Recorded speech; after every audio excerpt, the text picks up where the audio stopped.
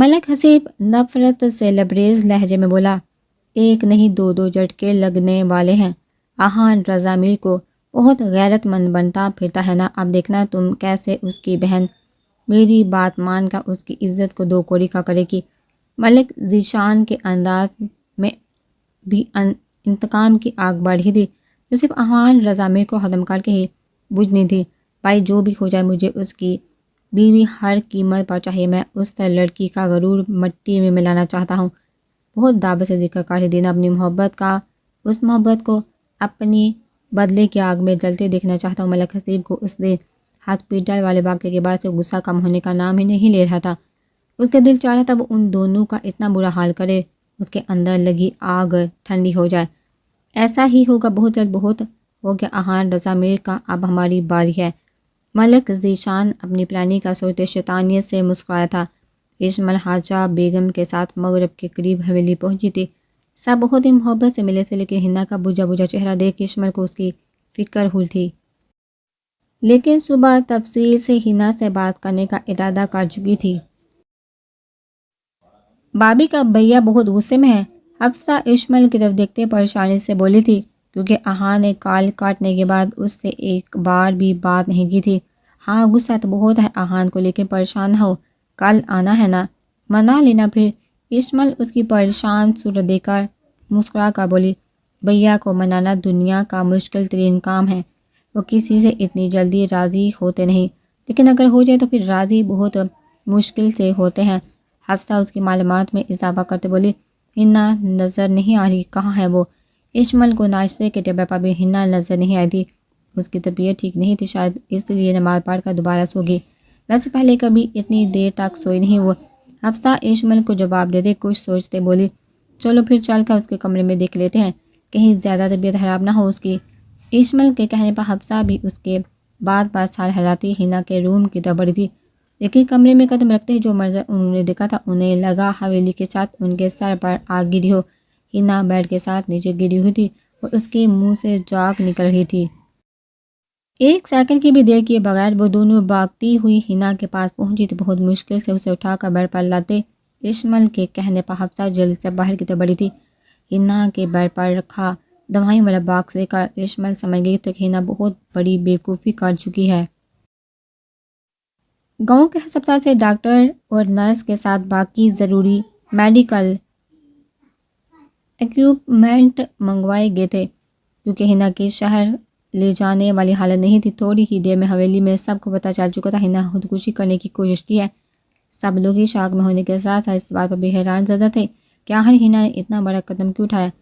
ہنا سے کسی کو بھی اس بات کی امید نہیں تھی۔ حفصہ اور اسما بیگم کا رو رو کا برا حال تھا۔ حاجہ بیگم نے احان کو بھی اطلاع کر دی تھی اور آ کر اپنی لاڈلی بہن کے کارنامے دیکھے۔ اشمل کی بہت کوشش سے کافی دیر بعد جا کر کہ ہنا کی حالت خطرے سے باہر ہوئی تھی۔ ہنا تم نے یہ کیا حرکت کی؟ تم نے ایک بار بھی میرے اور امی کے بارے میں نہیں سوچا؟ اور بھیا ان کو کیسا لگے گا تمہاری اس حرکت کا سن کر؟ حفصہ نے ہنا کو ہوش میں آتے دیکھ روتے ہوئے پوچھا، لیکن ہنا ابھی خود کو کسی سے بھی نظر ملانے کے قابل نہیں سمجھ رہی تھی۔ ملک ذیشان کی روز کی فون کال نے اسے ذہنی طور پر اتنا ٹارچر کر دیا تھا کہ خود کو ختم کرنے کے علاوہ اسے اور کوئی حل سمجھ نہیں آیا تھا۔ اوکے مت بتاؤ مجھے کچھ، ابھی احان بھائی تھوڑی دیر میں پہنچے، وہ خود ہی تم سے سب پوچھ لیں گے۔ حفصہ کی بات پر ہنا نے بھی کی آنکھیں اٹھا کر اس کی طرف دیکھا تھا۔ حفصہ آپ بس کرو، پہلے ہی اس کی طبیعت ٹھیک نہیں، تم اسے مزید پریشان مت کرو، جاؤ یہاں سے آرام کرنے دو اب اسے۔ اشمل نے ہنا کی حالت دیکھتے حفصہ کو باہر جانے کا کہا تھا، جس پر حفصہ خاموشی سے وہاں سے نکل گئی تھی۔ احان نے جیسے حویلی میں قدم رکھا بغیر کسی سے سلام دعا کیے سیدھا ہنا کے کمرے کی طرف بڑھا تھا۔ اس کو اتنے غصے میں جاتے دیکھا حاجہ بیگم اور باقی صاحب بھی اس طرف آئے تھے۔ اشمل جو ہنا کو دبا دے کر ہٹی تھی، زور سے دروازہ کھلنے کی آواز پر ادھر متوجہ ہوئی۔ ہنا بھی احان کو اندر آتا دیکھ فوراً اپنی جگہ سے الٹی سیدھی ہوئی، لیکن احان نے اسے کوئی بھی بات پوچھے بغیر ایک زوردار تھپڑ اس کے گال پر رسید کیا۔ ہنا اوندے منہ بیڈ پر جا گری تھی۔ احان جی یہ کیا کر رہے ہیں؟ اس کی طبیعت ٹھیک نہیں ہے۔ سب اچھے سے واقف تھے احان کے غصے سے، اس لیے خاموشی سے اپنی جگہ کھڑے رہے تھے، لیکن ہنا کی حالت کے مد نظر اشمل خاموش نہیں رہ پائی تھی۔ اشمل تم نہیں جانتی یہ خبر سن کر میری کیا حالت ہوئی ہے. اگر اس بیوقوف لڑکی کو کچھ ہو جاتا تو بہت افسوس ہو رہا ہے مجھے خود پر کہ میری لاڈلی بہن نے اپنی پریشانی مجھ سے ڈسکس کرنے کی بجائے اپنے آپ کو ختم کرنا بہتر سمجھا. اسے مجھ پر اتنا بھروسہ نہیں کہ مجھ سے ایک بار ہی اپنی پرابلم شیئر کرتی. آہان غصے، پریشانی اور دکھ کے ملے جلے جذبات کے ساتھ بولا، بھیا پلیز مجھے معاف کر دے. میں جانتی ہوں میں نے بہت غلط کیا لیکن مجھے اور کچھ سمجھ نہیں آ رہا تھا. آپ نہیں جانتے میری زندگی میں آپ کا کیا مقام ہے. میں کسی صورت آپ کو تکلیف میں نہیں دیکھ سکتی. ہنا بیڈ پر سر جھکا کر بیٹھی روتے ہوئے بولی. جب آہان سمیت باقی سب بھی اس کی بات پر چونکہ کیا مطلب ہے تمہاری اس بات کا. آہان کڑے تیوروں سے اسے گھورتے ہوئے بولا. جب ہنا اپنے ہی کہے الفاظ پر گڑبڑائی تھی اس کی کچھ سمجھ میں نہیں آ رہا کہ کیا کرے. ہنا ایک سیکنڈ کے اندر بولی، تمہاری اس حرکت کے سر وجہ کیا ہے اور اگر مزید کوئی جھوٹ بولنے کی کوشش کی تو مجھ سے برا کوئی نہیں ہوگا. آہان کی سرد آواز پر ہنا نے کامتے ہاتھوں سے ماتھے پایا پسینہ صاف کیا تھا. ایک نظر کمرے میں موجود تمام نفوذ پر ڈالی تھی. ملک ذیشان مجھے کچھ ٹائم سے فون کر کے دھمکیاں دے رہا ہے. وہ کہتا ہے میں کسی کو بھی بتائے بغیر حویلی سے فرار ہو کر اس کے پاس چلی جاؤں اور اگر میں نے آپ کو یا کسی کو بھی بتایا تو وہ آپ کو جان سے مار دے گا. اس لیے مجھے بہت ڈر لگ رہا تھا کہ کہیں وہ آپ کو کوئی نقصان نہ پہنچا، اس لیے میں نے خود کو ہی ختم کرنا چاہا. ہنا کی بات سن کر آہان کے علاوہ وہاں مجھے تمام افراد کو جیسے سانپ سونگھ گیا تھا. اس بے غیرت شخص کی اتنی ہمت میری بہن کو ٹارچر کرے گا. پچھلی بار تو بچ گیا تھا لیکن اس بار زندہ نہیں چھوڑوں گا میں اسے. آہان کا دل چاہا تھا ان دونوں بھائیوں کے ٹکڑے ٹکڑے کر کے کتوں کے آگے ڈال دے. وہ ہنا کی مزید کوئی بات سنے بغیر باہر کی طرف بڑھ گیا تھا. آہان رکو، اس طرح کرنے سے نقصان کے علاوہ کچھ ہاتھ نہیں آئے گا. سب سے پہلے حاجہ بیگم ہی ہوش میں آئی، آہان کے پیچھے بھاگی تھی. آہان رک جاؤ، حسنین رضا میر کے سامنے آتے بولے. بابا آپ کے اس صلح صفائی والے طریقے نے ہی انہیں اتنا سر چڑھا دیا ہے کہ وہ اب اس حد تک پہنچ چکے ہیں. آہان ان کی کوئی بھی بات سننے کو تیار نہیں تھا. میں جانتا ہوں آہان مجھے اس معاملے میں اتنی لاپرواہی نہیں برتنی چاہیے تھی لیکن اب بھی کچھ نہیں بگڑا، ان کو کسی صورت نہیں چھوڑیں گے. لیکن اب جو تم کرنے جا رہی ہو وہ غلط ہے. وہ لوگ یہی تو چاہتے کہ ہم جذبات میں آ کر کوئی ایسا قدم اٹھائے. حسنین صاحب اس کو اس طرح ملکو کے ڈیرے پر نہیں جانے دینا چاہتے تھے. حاجہ بیگم بھی پاس کری مسلسل روئے جا رہی تھی. وہ اپنی بیٹے کو کھونے کی ہمت نہیں رکھتی تھی. وہ جانتی تھی اگر آہان اس طرح وہاں گیا تو وہ لوگ اسے نقصان پہنچا سکتے ہیں.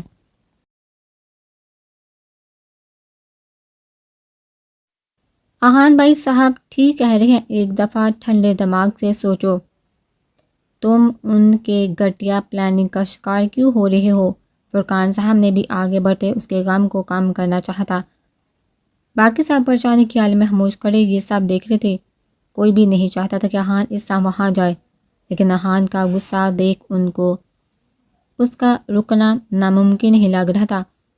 پر جوش میں ہوش بلانے والوں میں سے نہیں ہو چچا جان، اور مجھے اپنی جان کی کوئی پرواہ نہیں ہے لیکن ان دونوں بھائیوں کو تو میں کسی قیمت پر نہیں چھوڑوں گا. آہان ان لوگوں سے بازو شرواتے باہر کی طرف بڑھا تھا. یہ سب خاموشی سے دیکھتے اشمل کو لگا کہ بڑے اسے روک لیں گے لیکن آہان اس وقت ایک زخمی شیر سے کام نہیں لگ رہا تھا. آہان کے ہاتھے کی طرف بڑھتے قدم دیکھ اشمل خود کو نہ روک پائی تھی اور بھاگتے قدموں سے آہان کے پیچھے گئی تھی.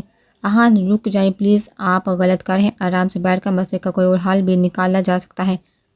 آہان حال کے دروازے سے باہر قدم رکھنے ہی والا تھا جب اشمل نے اس کے پاس پہنچتے اس کو بازو سے تھاما تھا. آہان نے بنا اشمل کی طرف دیکھتے اس کے بازو کو ہاتھ سے پیچھے جھٹکا تھا جس پر جان بوجھ کر آہان کو رکنے کے لیے اشمل پاس پڑی ٹیبل پر جا گری تھی. اس کا ماتھا ٹیبل کے کونے سے ٹکراتے بری طرح زخمی ہوا تھا. اشمل کی چیخ آہان فوراً پلٹا تھا اور اشمل کے سر سے نکلتے خون کو دیکھ بےتابی سے اس کی طرف بڑھا تھا. سب سمجھ چکے تھے اشمل نے آہان کو روکنے کے لیے جان بوجھ کر ٹیبل سے سر ٹکرایا ہے. آہان کو پلٹتا دیکھ خوش ہونے کے ساتھ ساتھ اشمل کا اتنا خون بہتا دیکھ سب فکر مندی سے اس کی طرف بڑھے تھے. جو آہان کو اپنے قریب آتا دیکھ اشمل پرسکون انداز میں مسکراتی اپنے حواس کھو چکی تھی. آہان اپنے آپ کو اشمل کی حالت کا ذمہ دار سمجھتا خود کو ملامت کرتا اسے باہوں میں اٹھائے کمرے کی طرف بڑھا تھا. आहान तुम प्रॉमिस करो इस तरह गुस्से में वहाँ नहीं जाओगे। इश्माइल होश में आते अपने दर्द की परवाह के बगैर अपने करीब बैठे आहान की तरफ देखते बोली, तुम सब पागल हो चुके हो या मुझे कोई कमज़ोर सा डरपोक इंसान समझ रखा है जो मेरी हाथों खुद को तकलीफ़ दे रही हो। तुमने सिर्फ मुझे रोकने के लिए खुद को जानबूझकर जख्मी किया ना। आहान जानता था उसने इश्माइल को इतने ज़ोर से नहीं धक्का दिया था कि वो इस तरह से गिर जाती। हाँ तो और क्या करती। हाँ रज़ा मीर, तुम जिस तरह से जा रहे थे आराम से देखती रहती। तुम्हें अपनी ज़िंदगी की ज़रूरत नहीं होगी लेकिन हमें है। गुस्से में तुम इतने पागल हो जाते होगे, किसी बात की कोई परवाह ही नहीं रहती। जानती हूँ तुम अकेले भी जाकर उन दोनों को ख़त्म कर देते, लेकिन अगर तुम्हें कुछ हो जाता तो मैं भी मर जाती। इश्माइल आंसू के दरमियान उसकी तरफ देखते हुए गुस्से से चिल्लाई थी। जब इतनी सीरियस सिचुएशन में भी इश्माइल का इतना खूबसूरत इजहार से उनका एक दिलकश मुस्कुराहट आहान के लबों पर खिल गई थी। ओके जाना, वादा करता हूँ तुमसे आइंदा ऐसा कुछ नहीं करूँगा। अब प्लीज़ तुम रो नहीं और थोड़ी देर आराम करो, मैं ज़रा एक बहुत ज़रूरी काम करके आता हूँ। आहान उसकी पेशानी पर लब रखता थोड़ी देर में आने का कहकर कमरे से निकल गया था। माँ, मैं किसी किस्म के बहस में नहीं पड़ना चाहता। आपसे मुझे इतना बताइए कि आप दोनों मेरे साथ सफ़िया फूफो के घर आ रही हैं या नहीं। आहान उनकी तरफ देखते दो टोक अंदाज में बोला। हसनैन रज़ामी तो वैसे ही बहुत शर्मिंदा थे, आज तक अपनी बेटियों से खुद को गाफिल रखा था, जिसका नतीजा आज देख रहे थे। अगर हिना को कुछ हो जाता तो वो खुद को कभी माफ़ नहीं कर पाते। आहान की बात पर सर इस बात में हालात अपनी जगह से खड़े हुए थे। हाजा बेगम के दिल में आज पहली बार हिना के लिए हमदर्दी पैदा हुई थी, जिसने आहान पर कोई आंच आने के डर से अपने आप को ख़त्म करना चाहा था। और ये बात वो सोच कर ही कांप उठी थी कि आहान अगर वाकई चला जाता तो कितनी बड़ी अनहोनी हो सकती थी। वो इश्माइल के आहान को रोकने के लिए की गई कोशिश पर दिल से उसकी शुक्रगुजार थी। अगर आप दोनों ने फैसला कर ही लिया है तो मुझे भला क्या एतराज़ हो सकता है। मैं चलूँगी आप लोगों के साथ।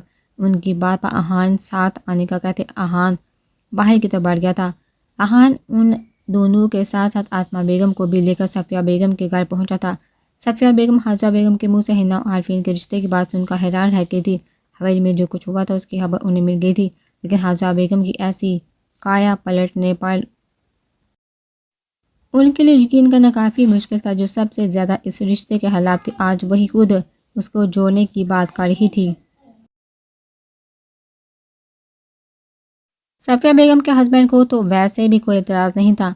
वो आरफीन की मर्जी जानकर वो इस रिश्ते से खुश थे। सबको राजी देख सफ़िया बेगम के पास इनकार की कोई बचा ही नहीं बची थी। वो हमेशा हाजा बेगम की बातों में आकर उनसे बुरा सलूक करती आई थी, और आज जब वही इस बात के हक़ में थी तो उनके ना मानने का कोई जवाब ही नहीं बनता था। आरफीन साहब की इतनी जल्दी मान जाने पर बेइंतहा खुश था।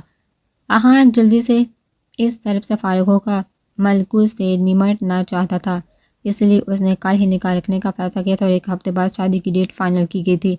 सबको इतनी जल्दी पर कोई एतराज़ हुआ था, लेकिन आहान ने बहुत मुश्किल से सब की रजामंदी हासिल कर ही ली थी। हिना का कहना है कि वो उस वक्त तक इस निकाह के लिए रजामंदी नहीं देगी जब तक आप उसे उसकी हरकत पर माफ़ नहीं कर देते। हफ्सा की बात सुनते आहान ने तवील सांस हवा में हाज किया था।